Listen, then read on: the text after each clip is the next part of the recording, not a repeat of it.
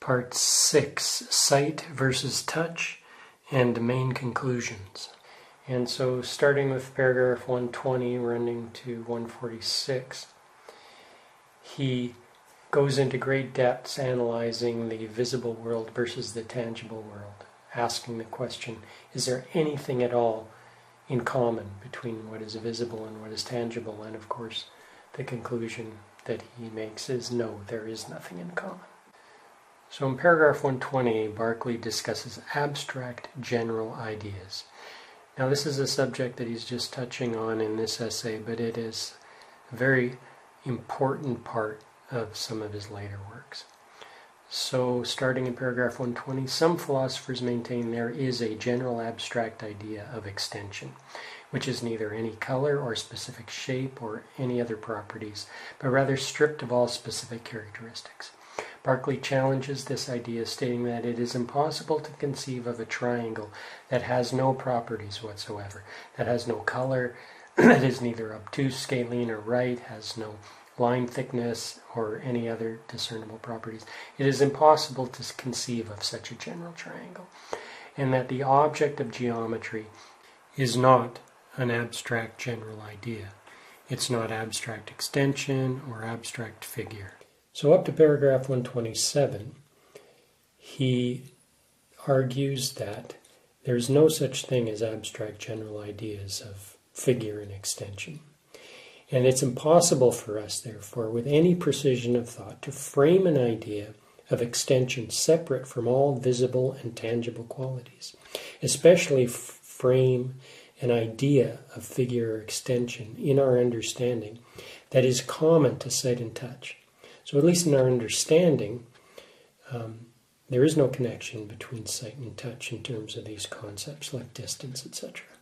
The question now remaining is whether the particular extensions, figures, and motions perceived by sight be of the same kind with the particular extensions, figures, and motions perceived by touch.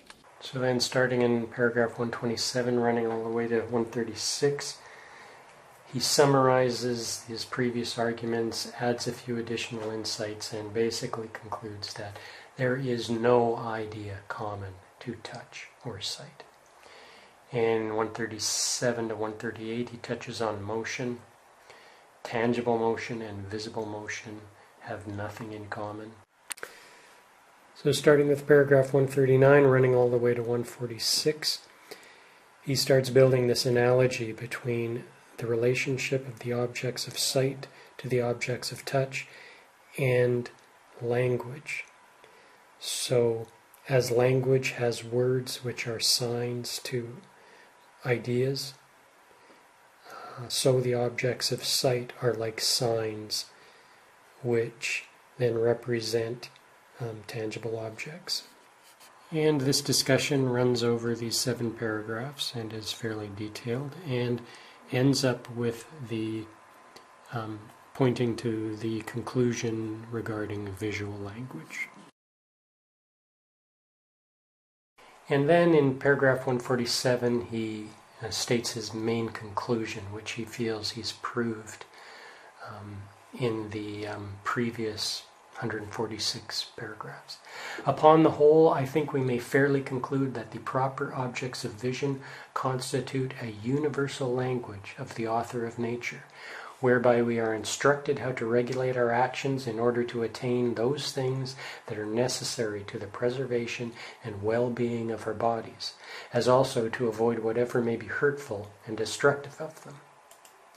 It is by their information that we are principally guided in all the transactions and concerns of life, and the manner wherein they signify and mark unto us the objects that are at a distance is the same with that of other languages and signs of human appointment, which do not suggest the things signified by any likeness or identity of nature, but only by a habitual connection that experience has made us to observe between them. So he's stated his main conclusion, but he's not finished yet. So from 149 to 158, he goes off on a discussion about geometry. And he asks himself, is visible extension or tangible extension the object of geometry? So he's made this clear distinction between the visible realm and the tangible realm. And so he asks, when it comes to geometry, what do we rely on? Do we rely on the visible elements of our experience, or do we rely on the tangible elements of our experience? And this is more of a preface to his later works. In the end, he concludes that visible extension cannot be the object of geometry. So that wraps up George Berkeley's An Essay Towards a New Theory of Vision, published 1709, and also referred to at a later date as Visual Language, showing the immediate presence and providence of a deity.